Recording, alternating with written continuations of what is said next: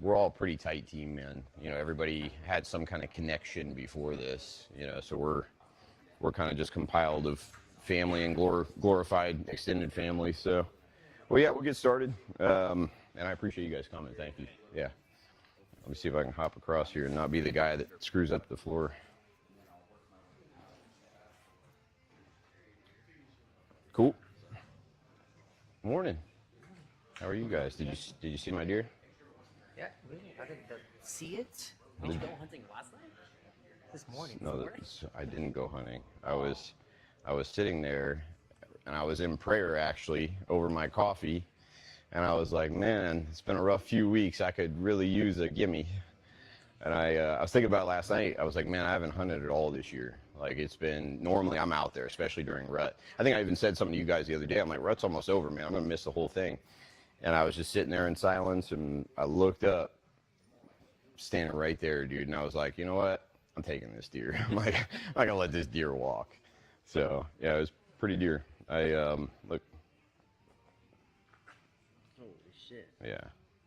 That's not So bad. I had it. Yeah. Well, so it's only an 8, but it's a really pretty 8, and he's got a couple of snap tines. Yeah. He's got a couple of. He'd actually be a 10, but that brow tine and that kind of G4 is snapped off. He was a definitely in peak rut, man. Look at that neck, big fat neck, and yeah. So I had to run out and gut him real quick and drag him up to the house and pack him with ice. So hop in the shower. Megan's like, "You're covered in blood. You got to get to class." Yeah, no, I've been going to AP Hill the past couple of years. Dude, AP's got some big deer. They've got some big deer.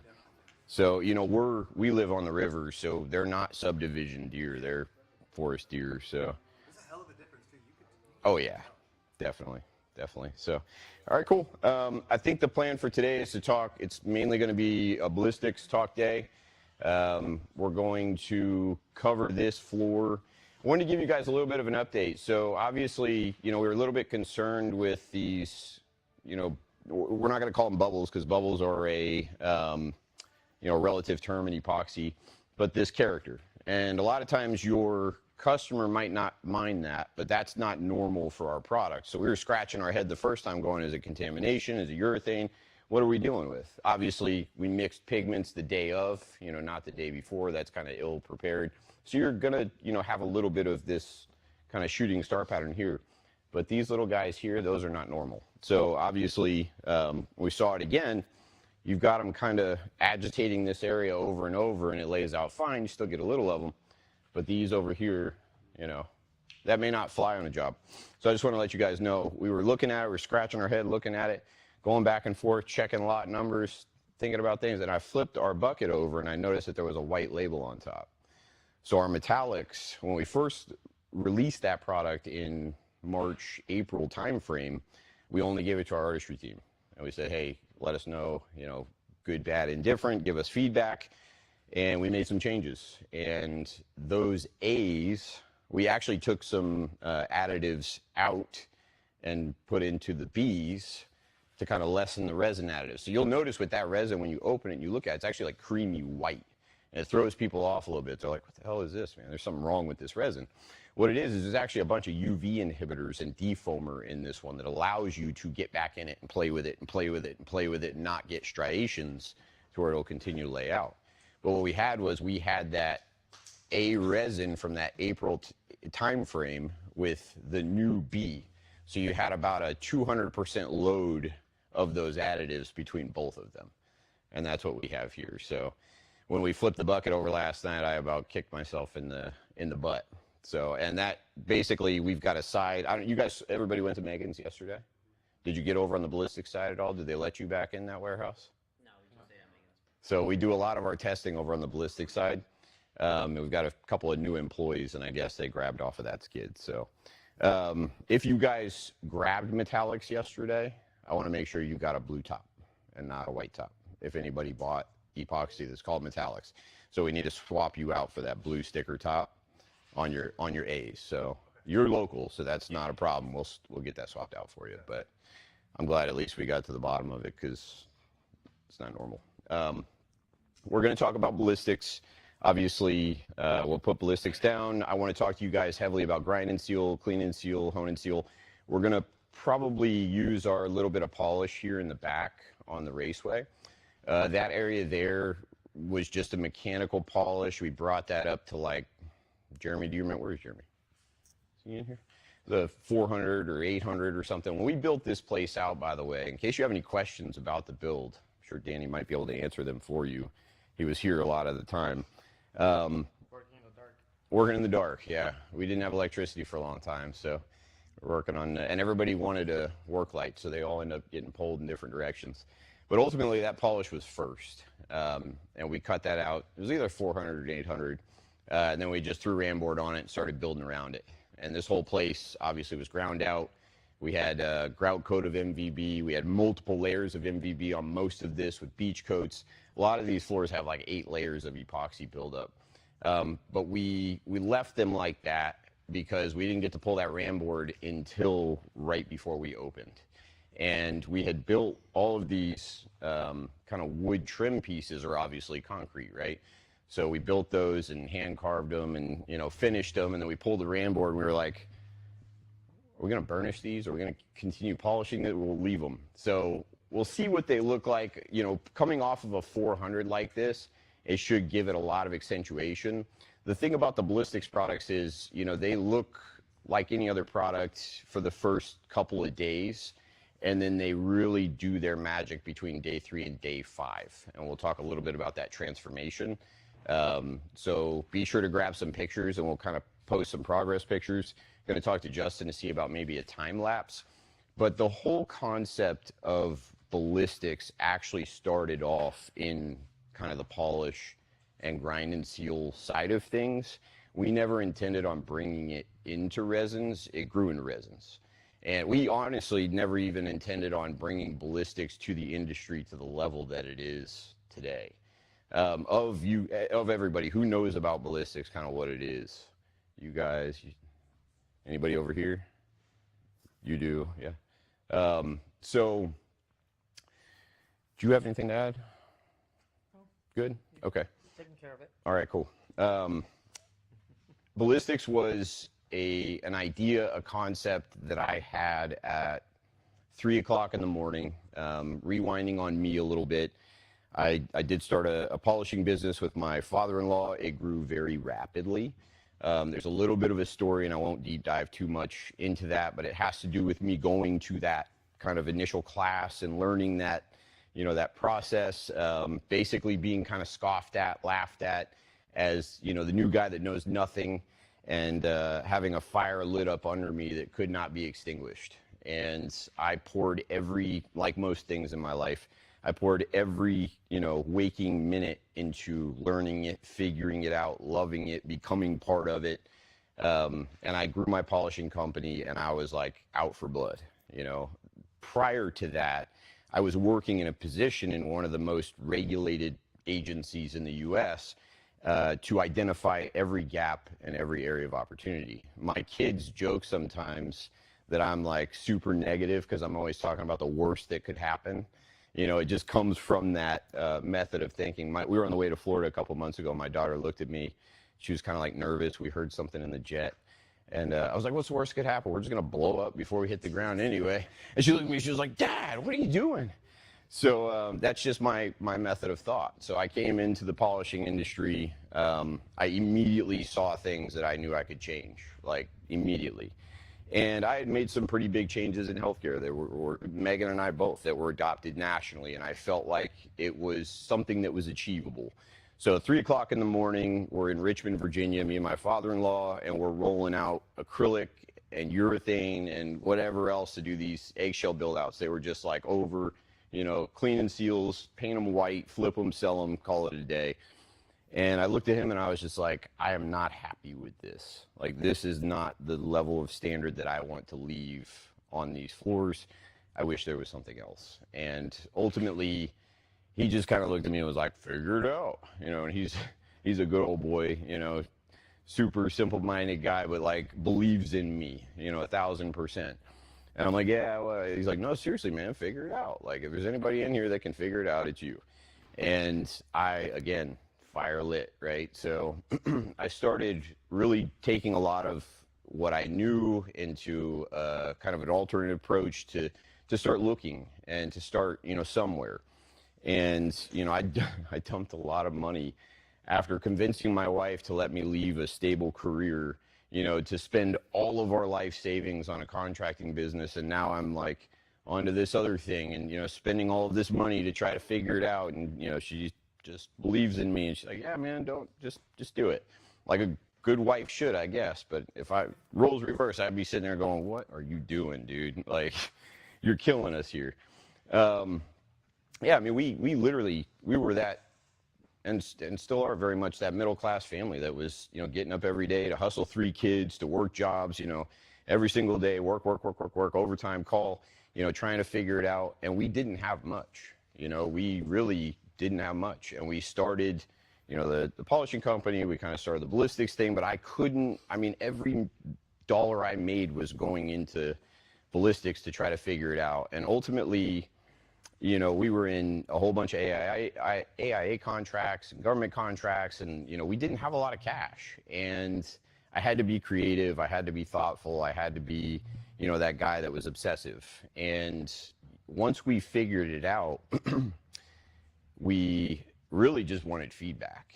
We didn't want to advertise. We didn't want to sell. I wanted to know from people that I had kind of learned from in this industry over that few years at that point that I had been in. I wanted their feedback and I wanted to know what I could change. And I took about $5,000 worth of product, and it might have been the last $5,000 I had, and sent it out to everybody and said, good, bad, indifferent, let me know what you think. And that's ultimately how ballistics the seed was planted and started germinating. And it created a whole bunch of chaos, like out of the gate. The polishers thought we were trying to take polish. Obviously the trolls had all the ammunition they needed. Who is this, glorified nurse that came in 3 years ago and is now trying to change the way things are done? We raised a lot of eyebrows. There was a lot of memes, hateful shit that came at us. It was just crazy. It just lit a spark. So we knew we were onto something, because nobody could not talk about it. It was all over the airwaves, and it was like years this was going on that, people thought they were hazing, but what they were doing was giving me center stage and spotlight to be able to continue to do better, right?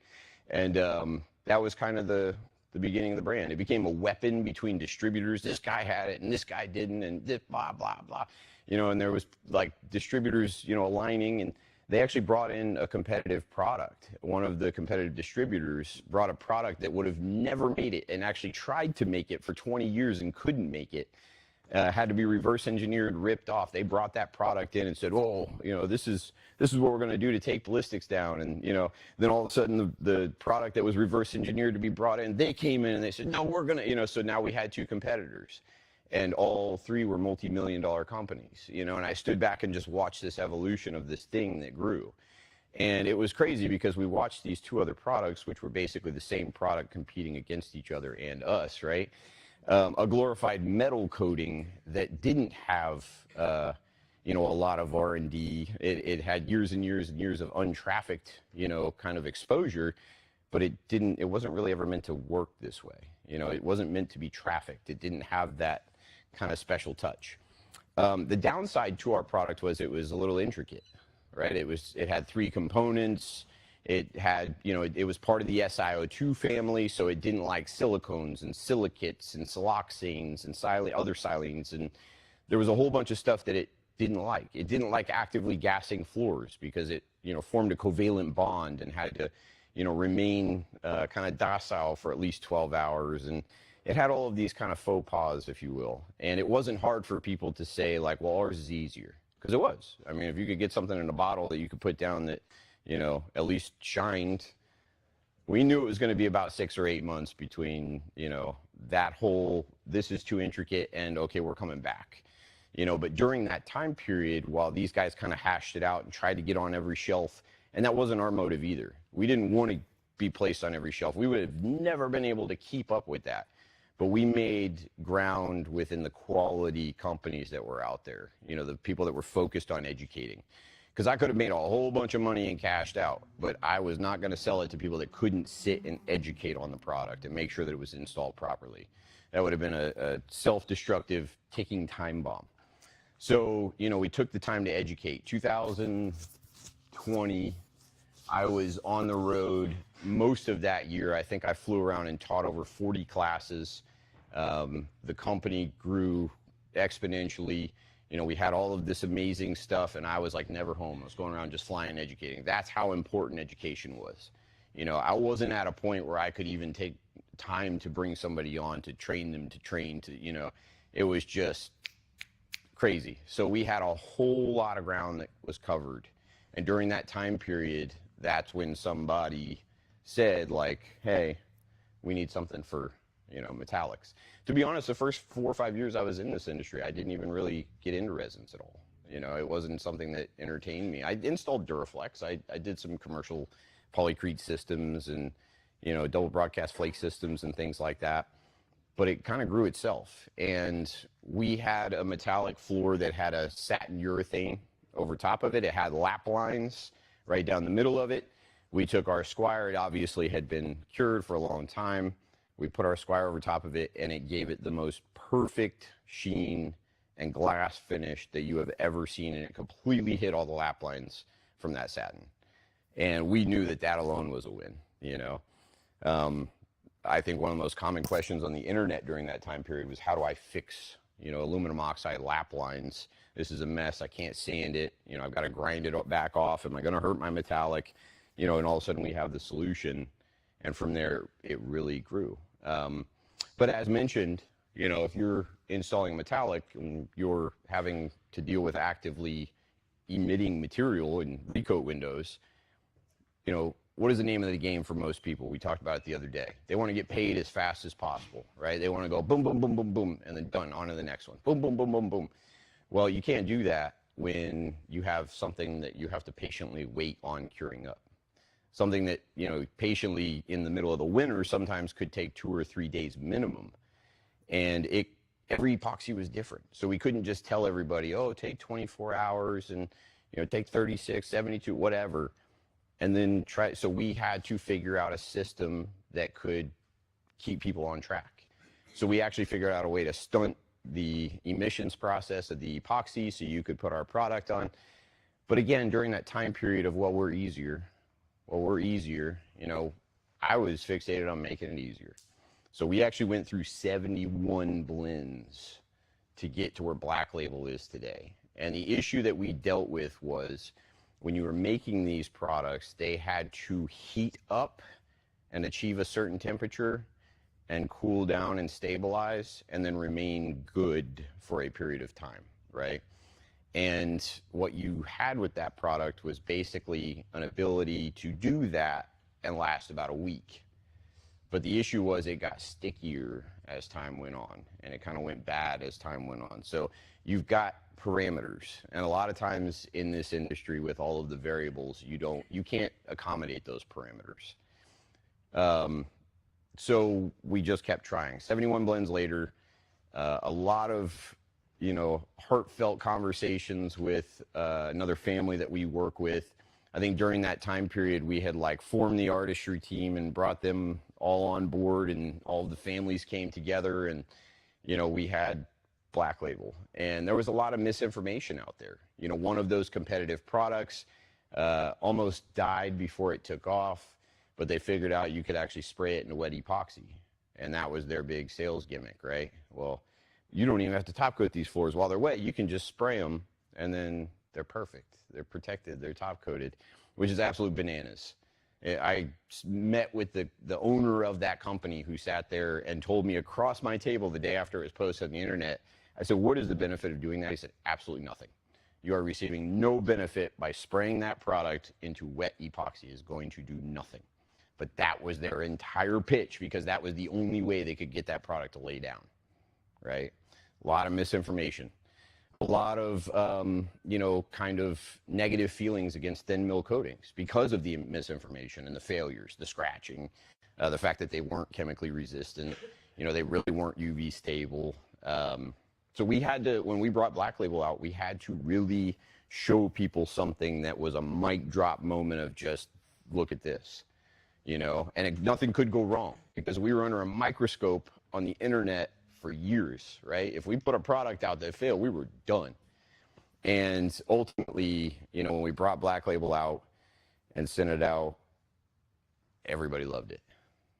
But the one thing that or actually two things that we couldn't capture from that original product was completely UV impervious, UV blocking.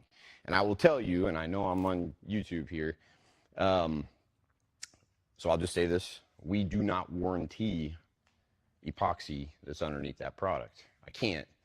Epoxy is epoxy. Some of it's just crap epoxy. It's going to amber regardless of how much UV is on it or not.